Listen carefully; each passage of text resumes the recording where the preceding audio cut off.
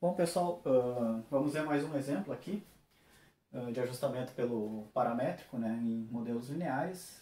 Agora um caso da fotogrametria, né, então calibração de câmera. Claro, aqui um caso bem simplificado, né, mas a relação que a gente vai usar aqui, a colinearidade, né, ela é utilizada ali na prática, vamos assim dizer, né, o mesmo princípio, as mesmas equações, só que para um número maior ali de parâmetros, incógnitas, enfim, e também de observações, né? Então de fotocoordenadas. Mas a relação, o princípio é esse, né? Que a gente vai ver nesse exemplo mais introdutório e simplificado. Então, o que consiste, né? A gente vai considerar primeiro que a gente tem um ponto P aqui na superfície topográfica, e esse ponto P vai ter coordenadas x, y, z em um sistema de coordenadas de referência, né? Então x, y, z. Por exemplo, um sistema geodésico local. Bom, aí lá em cima nós vamos ter uma aeronave passando, seja né, uma aeronave não tripulada, enfim, ou um aeromodelo ali da fotogrametria convencional, tomando fotografias do terreno. Então, para esse instante, né, nós vamos ter essa fotografia. Então, o que consiste aqui a nossa relação de colinearidade? A gente vai considerar o seguinte, que o ponto P no terreno, dito no espaço-objeto, a sua projeção na fotografia, que nós vamos chamar de Pzinho, e o centro de perspectiva da câmera naquele instante, estão situados sobre a mesma reta. Essa é a condição de colinearidade, né, da formação da imagem da fotografia. Aqui no caso, então, a gente tem nosso sistema de referência no terreno, x, y, z, por exemplo, o sistema geodésico local, mas nós também vamos ter o sistema de referência ali da câmera, né? Então, com os eixos x, y e z, que, claro, né, não necessariamente vão estar exatamente orientados com os eixos x, y, z. Então, aqui seria o sistema fotogramétrico, né, e aqui o sistema geodésico local que nós estamos trabalhando. No caso dessa figura, eu já fiz eles o mais próximo possível aqui, né, então x, x, y, y e z, z. Né, então, seguindo aqui a orientação da regra da mão direita, né, o sistema Destroger. Mas no caso geral eles podem não necessariamente estar completamente alinhados. Então o que nós temos? Nós temos então a coordenada, as coordenadas, né, x, y, z, x, y, z do ponto P no espaço objeto, mas nós também temos as suas coordenadas no sistema imagem, x, y, y. Nós temos também as coordenadas do centro de perspectiva da câmera, né, no referencial do espaço objeto, x0, y0, z0. Por exemplo, né, podem ser determinados por posicionamento GNSS, né, quando a aeronave estava passando ali depois, seja em tempo real ou pós-processamento, enfim. Mas as posições do centro de perspectiva no espaço-objeto, né, então no sistema geodésico local. E nós também temos as coordenadas dele, né, vamos chamar aqui de x0, x0, y0, no sistema fotogramétrico aqui, né, do centro de perspectiva projetado na câmera. Bom, isso é para um ponto, uma fotografia. Né? Na prática nós vamos ter vários pontos, né, e várias fotografias. Né? Então aqui, por exemplo, a gente estenderia essa ideia para dois pontos no espaço objeto, P1, P2, e duas fotografias. Né? Então vou chamar de, por exemplo, fotografia da esquerda, FE, e fotografia da direita, FD. Né? E é essa relação. Né? Então aqui no caso a gente tem uma relação de colinearidade para o ponto P1 na foto da esquerda, uma relação de colinearidade do ponto P1 para a foto da direita, uma relação de colinearidade para o ponto P2 na foto da esquerda e uma relação de colinearidade para o ponto P2 na foto da direita. No nosso exemplo, nós vamos trabalhar com 6 pontos e duas fotografias. Né? Então, esquerda e direita, 6 pontos. Aqui eu só simulei mais ou menos, né, como é que ficaria. Essas fotografias vão ter uma zona de sobreposição em comum no terreno, né? Ali da ordem de 60%, por exemplo, né? Então 60% de uma fotografia vai estar na outra, né? Essas faixas em vermelho que eu representei aqui. E aí os pontos em comum nessa região de sobreposição, né? Então nessa região em comum no terreno que foi fotografada em ambas as fotografias, que vai me permitir localizar os 6 pontos na primeira fotografia e os respectivos 6 pontos na segunda fotografia. Né? Então aqui a gente chama de pontos homólogos, né? Para a fotografia da esquerda e para a fotografia da direita. Bom, como é que a gente deriva essa relação de colinearidade? Aqui no caso a gente eu não fiz a fotografia em perspectiva 3D, enfim, né? A gente vai fazer só a relação aqui para o eixo x, né, x com x'inho, mas seria análogo para o eixo y, né, o y com o y'zinho. A gente pode simplesmente fazer uma relação aqui de semelhança de triângulos, né? Então, que a gente pode considerar, né? Então, se essa reta tem que ser obedecida, esse ponto tem coordenadas no sistema, né?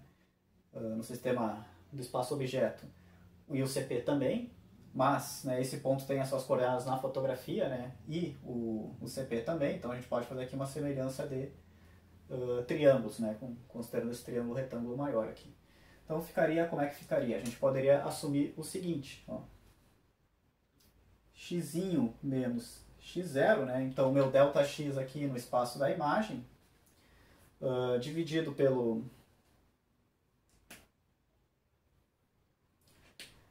minha distância focal, menos f. Por que a distância focal? Porque a distância focal, nesse caso, seria o meu ΔZ aqui, né? Então, menos f negativo do centro de perspectiva aqui ao pezinho no espaço de imagem. Então, menos f tem que ser igual.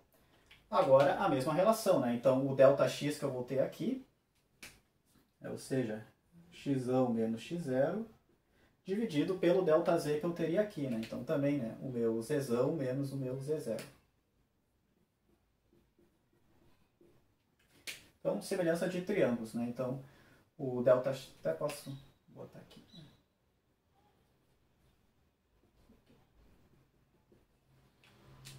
Então, x menos x0, ΔX no sistema geodésico local, x menos x0, o ΔX no sistema fotogramétrico. Depois, Z menos Z0, né? Então, o ΔZ no sistema do espaço-objeto, dividido por menos f, que seria o ΔZ aqui no sistema fotogramétrico, né? Então, fazendo essa relação, a gente chegaria, ó, então se a gente jogar a distância focal para lá, a gente tem que x menos x0 igual a menos f, x menos x0, dividido por z menos z0. Aí a gente pode passar esse x0 para o outro lado e isolar o x. Então, x vai ser igual a x0 mais f. X menos x0 dividido por z menos z0. Conseguiríamos essa relação para x, né? Então, eu vou chamar o x e y a partir de agora de fotocoordenadas, né? Coordenadas na fotografia. Então, para a fotocoordenada do ponto P aqui, né? Na foto. Fazendo o mesmo para o y, nós teríamos a relação análoga, né? Eu só ia trocar aqui y por por x e y0 por x0. E aqui, x menos x0 por y menos y0. Então, eu teria exatamente a mesma equação, só que para y. Y seria igual a y0 mais f, y menos y0, z menos z0. Essas seriam as nossas equações, nesse caso mais simplificado, considerando que os dois sistemas, né, o referencial do espaço-objeto, o sistema geodésico local, x, y, z, e o referencial do espaço fotogramétrico, né, x, y, z, estão com os três eixos exatamente na mesma orientação. Na prática isso não acontece, né? Até porque a aeronave é instável, né? E depende do sistema que eu estou trabalhando aqui de referência, a direção do voo, etc. Né? Então na prática vai existir uma rotação, uma matriz de rotação entre os dois sistemas. Né? Então do x, y, z para o x, y, z. A gente pode pensar em três ângulos de rotação. Né? Um no eixo z, vou chamar de kappa. Um no eixo y, que eu vou chamar de φ, e um no eixo x, que eu posso chamar de ômega. Né? Então a gente pode pensar aqui, por exemplo, né, o eixo z, então kappa. Agora vamos pensar aqui o eixo y, então φ, e depois o eixo x, né? Então ômega. Né? Então kappa, φ, ômega. Né? Que relaciona um sistema para o outro.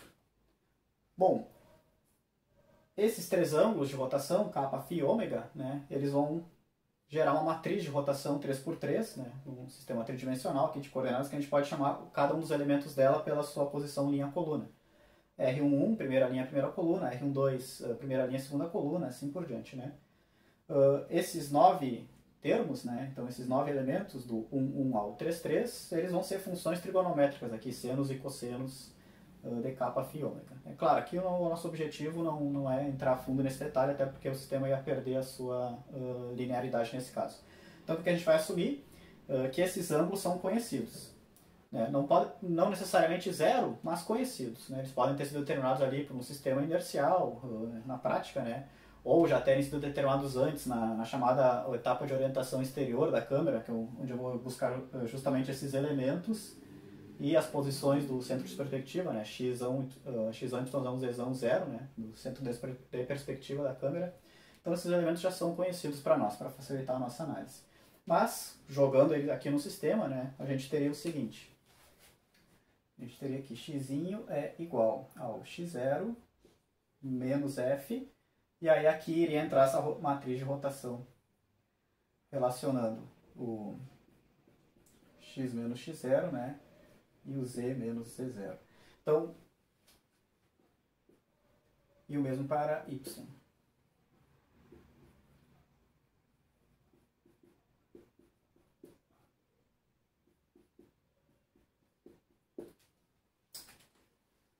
Só que nesse exemplo, a gente vai considerar que tanto as coordenadas do centro de perspectiva das duas fotografias, né, então x0, y0, z0 da fotografia da esquerda, x0, y0, z0 da fotografia da direita, quanto os seus ângulos de rotação, né, os chamados ângulos de atitude, kappa, φ e ômega, né, são conhecidos, são constantes. Bem como as coordenadas dos pontos no espaço-objeto, né, então x1, y1, z1 do ponto 1 ao ponto 6 aqui, né, a gente vai trabalhar com 6 pontos. Então, todos esses termos são constantes, tá? Então, embora aqui o modelo matemático possa ficar bem complicado, né? Para nós ele vai ser bem simples, porque todos esses termos vão virar constantes. Então, eu vou até chamar num caso geral assim, ó. X vai ser igual a x0 menos f. Aqui eu vou chamar uma constante. Y vai ser igual a y0 menos f. E aqui eu também vou chamar de uma constante. Essa constante vai depender do ponto que eu estou considerando, né? Então, nesse exemplo, a gente tem 6 pontos. Então, vou botar um subscrito aqui, izinho, que vai valer tanto para o ponto 1 até o ponto 6. Né? Então, aqui a gente também coloca izinho e izinho. E ele também vai depender da fotografia. Né? Então, ponto 1, foto da esquerda, ponto 1, foto da direita. Ponto 2, foto da esquerda, ponto 2, foto da direita, assim por diante. Então, aqui em cima eu vou colocar ainda um sobrescrito J. Onde o J é referente à fotografia, da esquerda ou da direita. Então a gente vai ter um sistema de equações desse tipo. Tá? São as chamadas equações de colinearidade. Bom, nesse exemplo, qual que é o nosso objetivo? Calibração da câmera. Então o que a gente vai considerar? Essas coordenadas, x e y, fotocoordenadas, a gente observa, né? A gente tem a fotografia, então a gente pode ir lá e observar, fazer a medição delas. Né? Então as coordenadas x, y, no sistema fotogramétrico, tanto para a foto da esquerda quanto para a foto da direita, para cada um dos 6 pontos, serão as nossas observações. Esse termo virou constante, né? Então envolvendo os ângulos de atitude, as coordenadas do centro de perspectiva, né? As coordenadas do centro de perspectiva no espaço-objeto e as coordenadas dos pontos no espaço-objeto, virou tudo constante ali. Então isso aqui é uma constante, né? Vai virar, no fim das contas, uma junção. O que sobrou para nós? Sobrou as coordenadas x0 e y0 do chamado ponto principal, né? Da projeção do centro de perspectiva na fotografia, e a distância focal da câmera, né? f. Então esse é o objetivo desse exemplo de calibração de câmeras, né? Determinar as coordenadas do ponto principal, x0 e y0, e a distância focal f. Essas coordenadas x0 e y0, né, não necessariamente vão ser zero, né, ou seja, não vai estar exatamente aqui no centro geométrico da imagem, em função da construção do sistema óptico lá e tudo mais. Né? Então, esse é o objetivo da calibração, justamente. Né? Então, verificar esses parâmetros também, x0 e y0. Então, o deslocamento do ponto principal ali no plano imagem, devido à construção ali do sistema óptico da câmera. Bem como, claro, a distância focal. Né? Claro, a distância focal é conhecida, né? A gente tem uma distância focal nominal de referência, mas o objetivo da calibração é justamente esse, né? Verificar ali o valor da distância focal, se ela está devidamente aferida ou não. Então vai entrar como incógnita aqui para nós também. Bom, então, o que a gente tem nesse caso, né? Primeiro, quantas observações... Não, vamos fazer primeiro os parâmetros. Quantos parâmetros nós temos? Nesse exemplo, nós vamos ter U igual a 3. 3 parâmetros. Que quem são? São os parâmetros de orientação interior da câmera. X0, Y0, coordenadas do ponto principal e distância focal. Aqui a gente vai assumir que esses valores são os mesmos, né, para as duas fotografias. Né? Então não houve alteração da distância focal, nem do ponto principal aqui de uma fotografia para outra. No caso geral, isso pode ser tratado ali, bloco variante, foto variante, enfim. Né? Então, mas aqui a gente vai considerar que eles são os mesmos para as duas fotografias. Tá? Então temos 3 parâmetros. Coordenadas do ponto principal, x0, y0 e distância focal. Quantas observações nós temos? Aí agora a gente tem que pensar, quantas fotocoordenadas nós vamos ter. Primeiro, nós temos 6 pontos. Então a gente pode botar aqui que a gente vai ter 6 pontos. Só que cada ponto me resulta em 2 fotocoordenadas. Uma em x e uma em y, lá no plano da imagem. Né? Vamos pensar aqui, ó. A gente poderia até colocar aqui, ó. X e Y, né? Vendo por essa perspectiva a imagem. Então, cada ponto aqui vai ter uma coordenada em X e uma coordenada em Y no sistema fotogramétrico. Então, cada ponto me resulta em 2 coordenadas, fotocoordenadas. E nesse caso nós temos 2 câmeras, né? 2 câmeras não, né? 2 fotografias. A fotografia da esquerda e a fotografia da direita. Então, cada ponto vai ter 2 coordenadas, 2 fotocoordenadas na esquerda e 2 fotocoordenadas na foto da direita. Então, ao todo aqui nós vamos ter 6 vezes 2, 12, vezes 2, 24. 24 observações, ou fotocoordenadas. 12 na fotografia da direita, 12 na fotografia da esquerda. Mas a gente vai entrar com todas elas, né, num único ajustamento. Né? Essa é a ideia. Inclusive é assim que é feito. Né? Não só na calibração da câmera, mas como em outros modelos da fotogrametria. Né? Então, restituição, fototriangulação, etc. Né? Então são várias fotografias, várias fotocoordenadas e vários pontos. Seja também pontos conhecidos no espaço objeto, como a gente está assumindo aqui, né? Coordenadas x, y, z conhecidas, né? Determinadas, por exemplo, com GNSS lá em campo, enfim. Ou seja, pontos cujas coordenadas a gente deseja determinar no processo também. Né? Então a gente observou isso na fotografia, mas não conhece a posição no espaço objeto. A gente pode calcular também coordenadas x, y, z por fotogrametria, né? Fazendo a restituição. Então, obtendo a posição 3D dos pontos também no espaço objeto, observando as suas fotocoordenadas na imagem. Enfim, aí é detalhes, claro, né, nas disciplinas de fotogrametria. Então, em resumo, aqui a gente vai ter quantos graus de liberdade? Ó, 24 menos 3, 21. Né? Então, esse é um exemplo que é maior que zero, né? Então esse é um exemplo de ajustamento aí com uma redundância maior, né? Então nesse caso nós temos 24 observações e 21 graus de liberdade, né? 21 observações a mais do que a gente precisa. A gente tem 3 parâmetros, então a gente precisaria de 3 observações apenas. Mas nós observamos 6 pontos em 2 fotos, né? Resultando em 24 fotocoordenadas. Então 21 graus de liberdade. Então tranquilamente é possível fazer o ajustamento pelo método paramétrico de ajustamento. Né?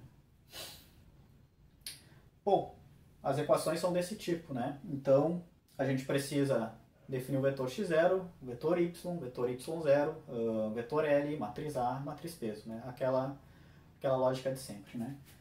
Então, vamos começar com o vetor dos parâmetros iniciais x0. Quem são meus parâmetros iniciais? São meu chute inicial para o modelo.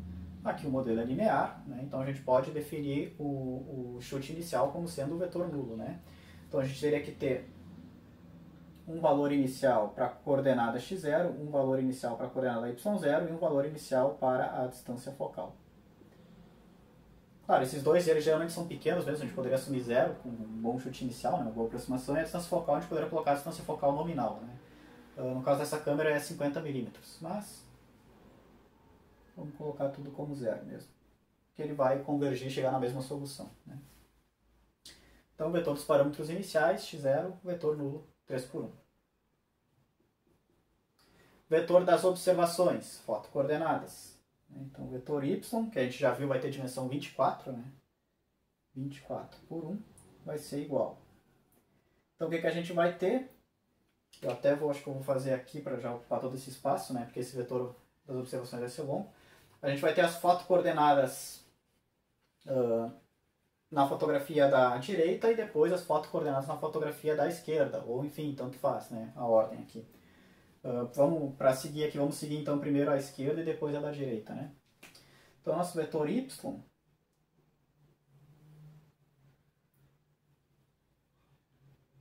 de dimensão 24 por 1. Vamos seguir a mesma ordem dos pontos, tá? Então, 1, 2, 3, 4, 5, 6 para a primeira fotografia da esquerda, depois 1, 2, 3, 4, 5, 6 para a segunda fotografia, a da direita, né? Então, nós teríamos o x1 na fotografia da esquerda, o y1 na fotografia da esquerda, o x2, né, na fotografia da esquerda, o y2 na fotografia da esquerda, e assim a gente iria seguir até o y do ponto 6 na fotografia da esquerda. Seriam as 12 primeiras fotocoordenadas. E depois iria repetir todas essas fotocoordenadas desses pontos, dos 6 pontos, só que agora para a foto da direita, né? Então a gente teria depois aqui o x1, só que agora na foto da direita, o y1, só que agora na foto da direita, e seguindo ali até o y6 na foto da direita, totalizando as 24 observações. Essas fotocoordenadas são dadas em milímetros, né? E claro, pela dimensão do problema aqui, a gente não vai ficar preenchendo valores numéricos aqui no quadro, né? Que a gente está vendo a lógica do ajustamento. Depois a gente vai fazer a solução no software adequado, né? Inclusive com os valores aqui. Então esse é o nosso vetor y, né? O vetor das observações. E esses valores seriam então preenchidos com as fotocoordenadas observadas em milímetros nas duas fotografias. Falta agora o vetor y0, f de x0, né? O que é o vetor y0 mesmo? A gente joga os parâmetros iniciais no sistema de equações e vê o que acontece, né? Então, f de x0, aplicar os parâmetros iniciais no sistema de equações. Nesse caso, vai cair como o primeiro exemplo ali da regressão linear, né? Vai resultar num vetor nulo, né? Ó. Nosso sistema de equações. Até posso usar aqui o caso já generalizado, né? Quem que é o x0 inicial? É 0. Quem que é o y0 inicial? É 0. Quem que é a distância focal inicial? 0. Quem que é a distância focal inicial? 0. Então, embora a constante seja não nula, né? Então, se a gente jogar os nossos parâmetros iniciais, nosso chute inicial para a solução, né? x0, y0 e a distância focal iniciais, no sistema de equações, vai resultar no vetor nulo, nesse caso. Né? Só que vai ser um vetor nulo de dimensão 24 por 1. Né? Então, o mesmo tamanho do vetor das observações originais. Né? Então, vai ser simplesmente 0, 0, 0, 0. Né? Até lá, a 24ª linha. Logo, o nosso vetor L, que corresponde ao vetor das observações originais menos o vetor y0, como o vetor y0 é nulo, né? Então o nosso vetor L nesse exemplo vai ser igual ao vetor das observações. Né? Então, nosso vetor L do ajustamento igual ao vetor das observações originais y, as fotocoordenadas. Até no exemplo anterior, revisando ali depois, eu vi que eu cometi um equívoco, né? Eu falei que nesse caso o vetor L não é nulo, né? Na verdade o que eu queria dizer era o y0, né? Então, no primeiro exemplo, a regressão linear, e nesse exemplo da fotogrametria, o vetor y0 é um vetor nulo. No segundo exemplo, dos vetores GNSS, né, aí o vetor y0 não era nulo. Né? Ele era lá as coordenadas lá do IFSC e da UFSC com sinal trocado. Né? Então, o vetor L, claro, ele nunca vai ser nulo. Né? Então, se ele fosse nulo, não haveria o ajustamento. Né? Então, nesse exemplo e no primeiro, o vetor L é o vetor das observações. E o vetor y0 é diferente do vetor nulo. É o vetor nulo, desculpa, nesses exemplos. Beleza, então o vetor L está definido. Aí, seguindo a nossa receita de bolo, né? Já no terceiro exemplo, vocês já devem estar mais habituados, faltou a matriz peso e a matriz A. Né? A gente sempre deixa a matriz A por último, porque é aquela matriz de derivadas, né, que tende a ser um pouquinho mais complicada. Né? Matriz peso.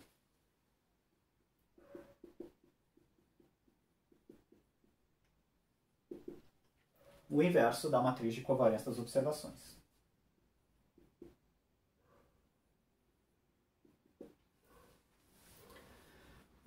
Nesse caso, quem são as variâncias e covariâncias das observações? Nossas observações são as fotocoordenadas, né? Então, a gente vai assumir que não há covariância entre elas, né? Então, que cada coordenada ali, então, quando o operador está lá visualizando as duas fotografias no software ali, né, fotogramétrico, não há correlação dos erros, né? Cada ponto ali que ele clica, enfim, não tem correlação com os anteriores, né? É uma suposição que a gente faz.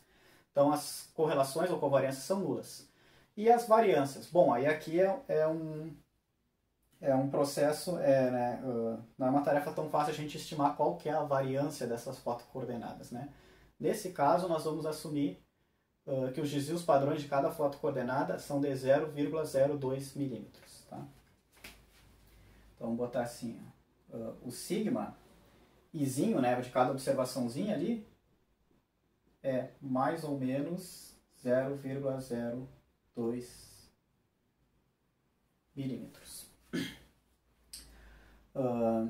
Para todas as fotocoordenadas com a mesma incerteza, 0,02 milímetros. Né? Então, a nossa matriz de covariância seriam esses elementos ao quadrado, né?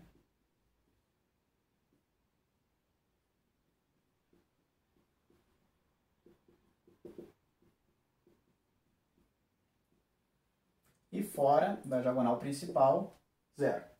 De dimensão 24 por 24. 24 linhas por 24 colunas. Então, as variâncias, 0,02 milímetros ao quadrado das fotocoordenadas, das nossas observações. Então, aqui, como a gente está trabalhando com a matriz de covariância em milímetros, né, 0,02 milímetros, né, no caso ao quadrado, claro. Depois, quando a gente for fazer a propagação de erros lá, né, propagação de covariâncias, então as incertezas para a distância focal e para as coordenadas do ponto principal também vão estar em milímetros, né, na mesma unidade. Se a gente tivesse entrado aqui em metros, né, então depois também estariam em metros. Né, então essa é a lógica. Então tanto faz a unidade, porque o peso relativo não muda, né, se é em milímetro ou se é em metro, mas a gente tem que ter atenção nas unidades definidas aqui, porque, né, são as mesmas unidades que a gente vai ter depois lá, quando for propagar os desvios padrões dos parâmetros ajustados. Tá? Essa é a matriz de covariância, a matriz peso seria simplesmente o inverso dela. Né? Então, inverter uma matriz diagonal é simplesmente fazer o inverso dos seus elementos. Né? Então, a gente teria aqui o 0,02 ao quadrado, inverteria e teria o peso, né, daquela fotocoordenada. No caso aqui, todas elas, né, teriam o mesmo peso, né, na verdade. Podemos dizer que é um ajustamento não ponderado, né, porque todas as observações têm o mesmo peso, mas a vantagem é que a gente conhece a variância delas, né, e consequentemente a gente consegue, ao invés de trabalhar com a peso e identidade, né, então tudo 1, como a gente está entrando com as unidades corretas aqui das variâncias e fazendo o inverso delas na peso, a gente vai ter ali depois as incertezas dos parâmetros ajustados. Então a peso está definida, o inverso da matriz de covariância, ou seja, nesse caso, né, todas as fotocoordenadas com o mesmo peso, o inverso de 0,02 ao quadrado. O vetor L já foi definido também, faltou apenas a matriz A. Né? E aí a gente já pode partir para a solução geral do ajustamento. Então notem que o ajustamento é sempre essa lógica, essa receita de bolo. Né? Vetor L, então o vetor das observações originais, y menos o vetor y0. Né? O y0 é f de x0, então pega os parâmetros iniciais e joga no sistema de equações. Vetor L. Matriz peso, o inverso da matriz de covariância. Então defino as variâncias e covariâncias das observações. Inclusive esses exemplos foram bem legais, que a gente teve as três situações, né? Tivemos uma peso identidade, tivemos uma matriz de covariância não diagonal com covariâncias, e temos agora o caso que a gente só tem as variâncias, né, mas não tem covariâncias. Então, peso inverso da matriz de covariâncias das observações. Matriz A, matriz de derivadas, né, que também vai ter sempre n linhas por colunas. Eu vou pegar cada uma das n equações e derivar em relação a cada uma das u incógnitas, u parâmetros. Né. Então, nesse caso, matriz A,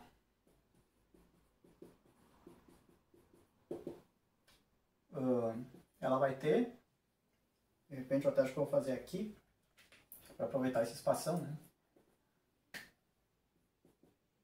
Então ela vai ter 24 linhas, 24 observações, fotocoordenadas por 3 colunas. São meus parâmetros x, y, x0, y0 e f, né, distância focal. Os parâmetros da orientação interior, né, da calibração dessa câmera. Aqui só para comentar, né, que a gente está desconsiderando, tem outros parâmetros de orientação interior, né, então os coeficientes da distorção radial simétrica, da distorção descentrada, enfim, ali considerando ali o efeito, né, das distorções das lentes na formação da imagem, que a gente está desconsiderando aqui para tornar o sistema linear, né, deixar o sistema linear. Se a gente fosse incluir esses parâmetros, ele ia perder a sua linearidade. Mas, claro, no caso geral, teria ainda também ali, né, então o ponto principal, x0, y0, distância focal, mais os coeficientes dessas distorções, né, dessas várias distorções aí que o sistema de lentes pode ter. Então, matriz A.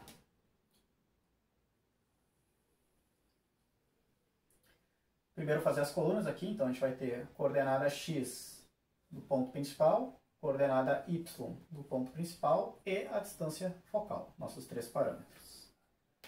Posso fazer uma divisão imaginária aqui, né, entre foto da direita e foto da esquerda, né? Então primeiro aqui foto da esquerda, depois aqui foto da direita. E aí a gente tem aquelas equações, as fotocoordenadas, né? Ó. x1 foto da esquerda, y1 foto da esquerda, e aí a gente iria seguindo aqui, né, até o x6 foto da esquerda. Aí depois nós teríamos x1 foto da direita, y1 foto da direita, e iria seguindo aqui até o y, desculpa que a última foto coordenada é sempre o y, né? Até o y6 da foto da direita. Aqui está certo. E aí, as derivadas em relação aos parâmetros. Bom, nosso sistema de equações, né? Equações desse tipo, né? Só variando os índices para os pontos e para as fotografias, né? Pontos do 1 ao 6, fotografias esquerda e direita. Então, bom, primeira equação, né? Foto coordenada em x. Derivada, taxa de variação em relação ao parâmetro x0. Então, o mesmo caso dos exemplos anteriores, é 1, né?